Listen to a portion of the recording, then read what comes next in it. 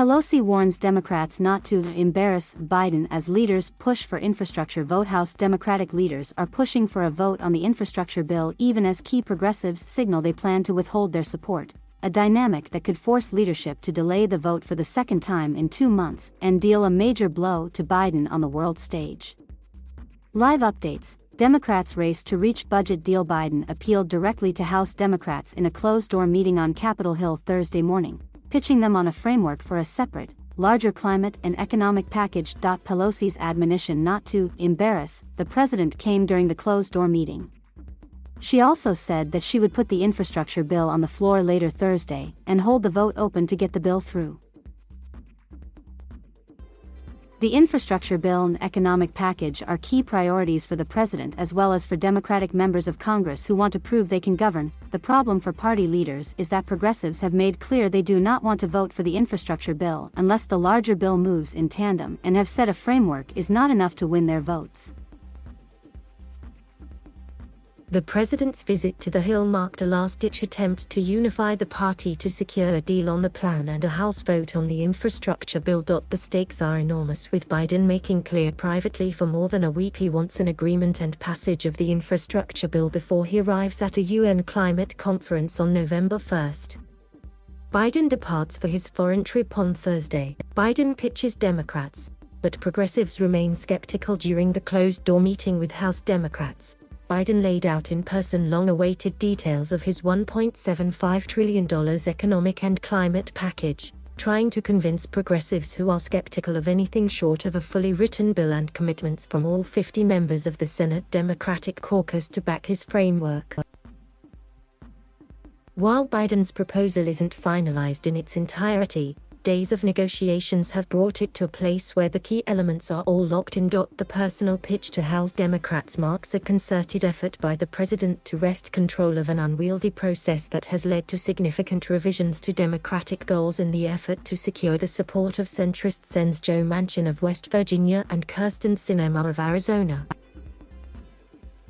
Not all Democrats have signed off on the framework that Biden announced Thursday morning, two people familiar with the plan cautioned, but the president believes it's a consensus all Democrats should be able to support. Neither Manchin nor Sinema explicitly committed to backing the plan Thursday, though they both said they were continuing to negotiate after Biden's meeting with House Democrats. Manchin was non-committal when asked by reporters whether he will support the framework agreement. Sinema reacted to the framework by saying in a statement, "We have made significant progress and I look forward to getting this done." Top progressives so far seem unmoved from their long-standing position. Congressional Progressive Caucus Chairwoman Representative Pramila Jayapal of Washington State emerged from the meeting with Biden telling reporters that she did not think the framework was enough to get progressives on board. "I would say nothing different than what I knew before," Jayapal said when asked to react to what she heard in the room. Biden to depart for Europe. After his visit to Capitol Hill, Biden delivered public remarks on the framework. "Today I'm pleased to announce that after months of tough and thoughtful negotiations, I know we have a historic economic framework," Biden said. "It's a framework that would create millions of jobs, grow the economy, invest in our nation and our people, turn the climate crisis into an opportunity and put us on a path not only to compete, but to win the economic competition for the 21st century against China and every other major country in the world," he said.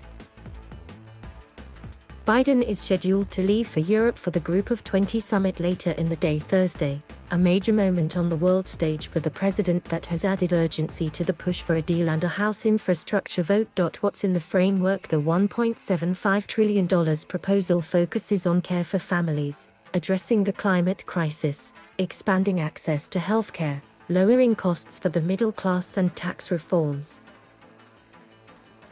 The new plan makes major concessions and does not have several key planks that Biden had initially proposed, including paid family and medical leave, prescription drug pricing provisions, free community college and vision or dental Medicaid coverage. It does include provisions to help families with childcare and caregiving, including free and universal preschool for all 3- and 4-year-olds, which amounts to the biggest expansion of public education in 100 years, according to the White House. The largest portion of the framework focuses on climate and would include the largest legislative investment in combating climate change in U.S. history, according to the White House. As part of that, there would be $320 billion for clean energy tax credits. This includes 10-year expanded tax credits for utility-scale and residential clean energy, transmission and storage, clean passenger and commercial vehicles, and clean energy manufacturing. On healthcare, the plan would close the Medicaid coverage gap and deliver healthcare coverage through Affordable Care Act premium tax credits to certain uninsured Americans.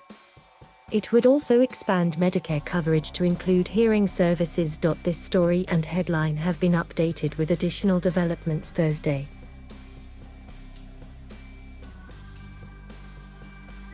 Thank you for watching. Please subscribe.